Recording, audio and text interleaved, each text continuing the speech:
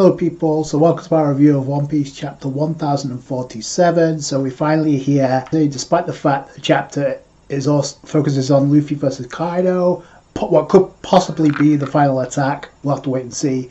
It also focuses heavily on Momonosuke. So let's start off with a colour spread, and automatically probably one of the best colour spreads, possibly featuring Nami and Robin that I've seen in a while, and that's saying something. I think this is the best that Nami and Robin have looked.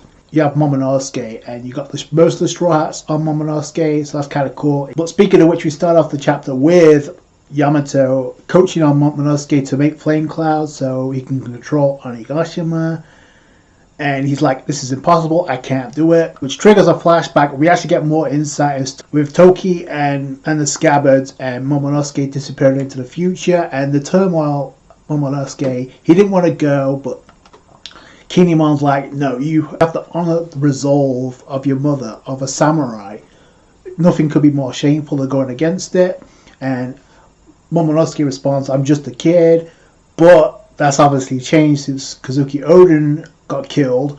No, because you're the heir who's going to become the shogun of Wano, so you need to step up, which I feel like it's only a matter of time until that triggers an awakening with Momonosuke. It is cool we get a strong moment with the farewell between Momonosuke and Toki, because she's breaking down, because she's literally about to say goodbye to Momonosuke for the last time. Again, I still don't understand why they could have taken Hiyori with them. But then this cuts back to Kaido versus Luffy, and indeed, it looks like Luffy's new ability can manipulate lightning, although it doesn't work because Kaido is able to dodge faster than lightning and able to dodge the attack, which is pretty impressive considering. So Luffy's lightning bolt attack doesn't work. Kaido responds with his mace, smashing Luffy. And then this is where we get the dialogue from Kaido. It's like, in the end, strong devil fruits is not enough to conquer the seas. And again, it's only a matter of time until we get that Kaido flashback.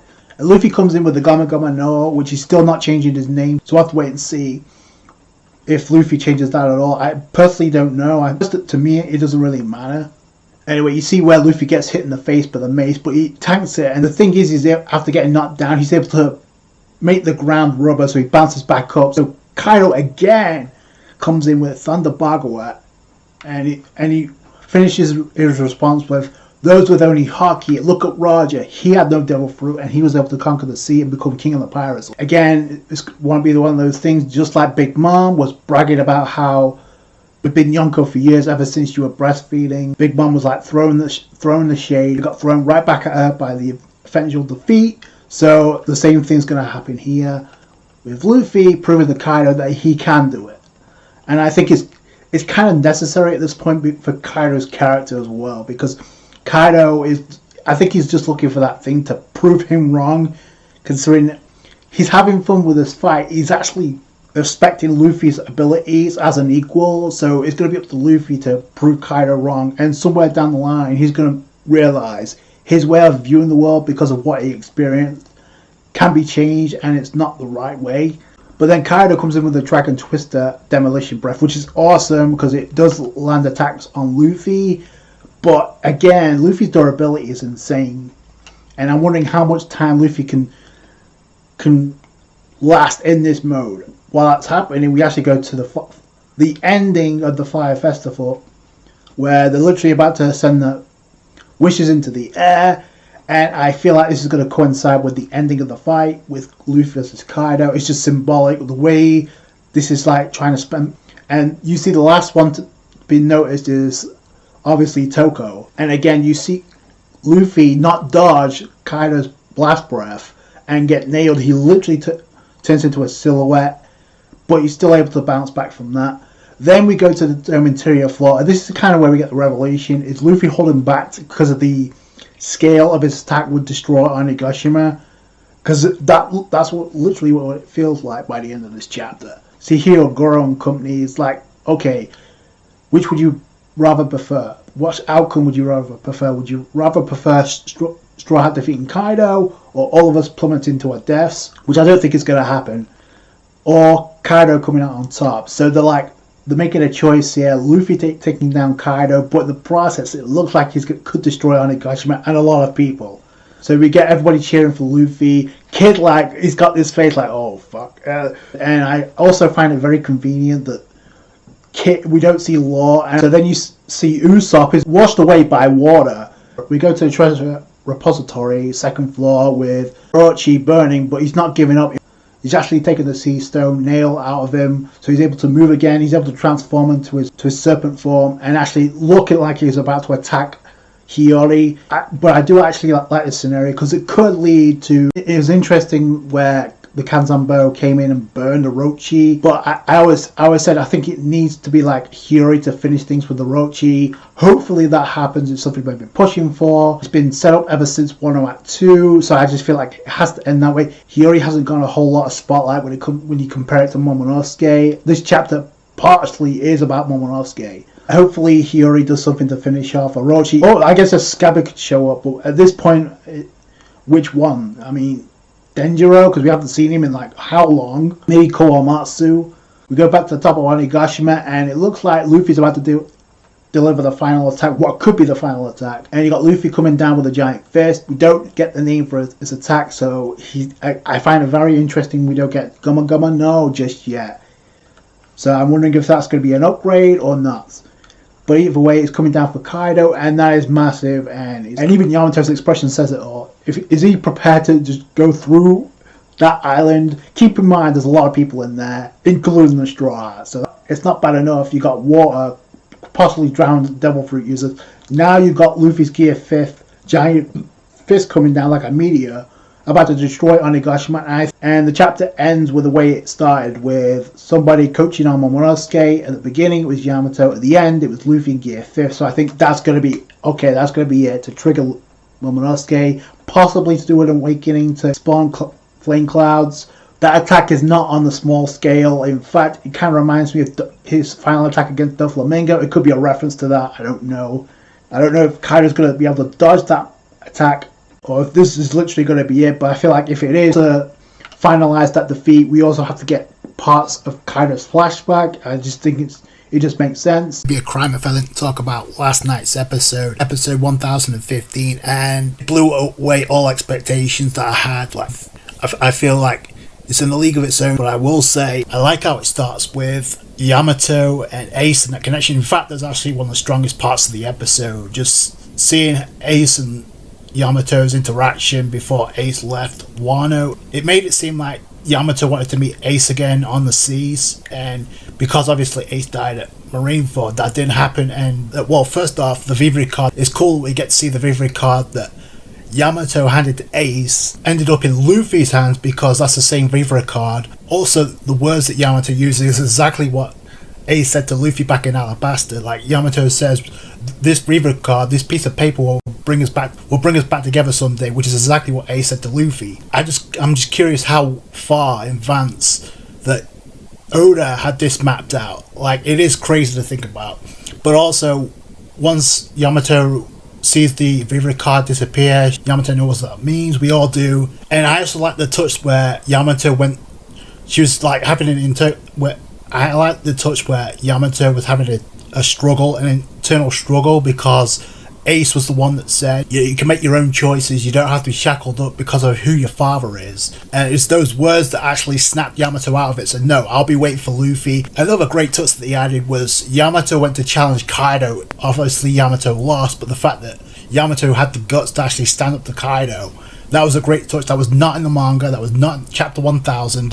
The one thing that kind of took me back a little bit, but you have to like read between the lines, is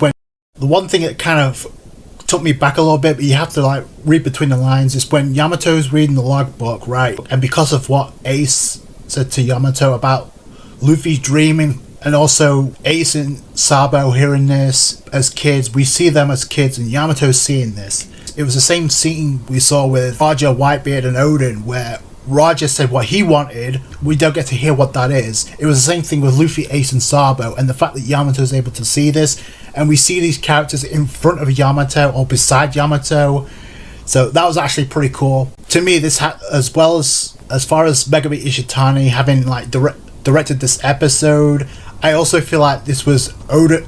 This had Oda's fingerprints written all over it. like no question about it. Coincides with what I said in the previous episode about Yamato. The way they're handling Yamato right now is on point. It just continues to get better and better, and the quality of Wano in general just keeps getting better and better. And when you consider what we got going forward, I cannot wait. Obviously, the episode kicks into high gear once we see the supernova.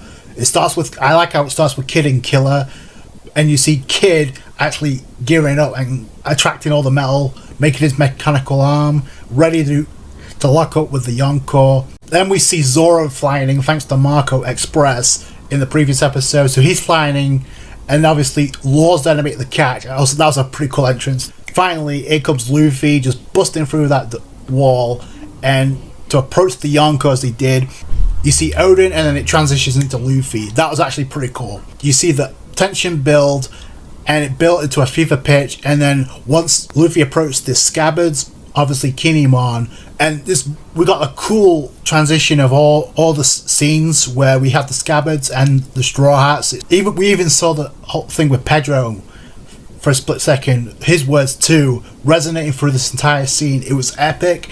Also, the words in the journal that is being narrated by Odin while Luffy's making his way, that was great. The pirates will show up to usher in a new era. Kaido's like having enough of this.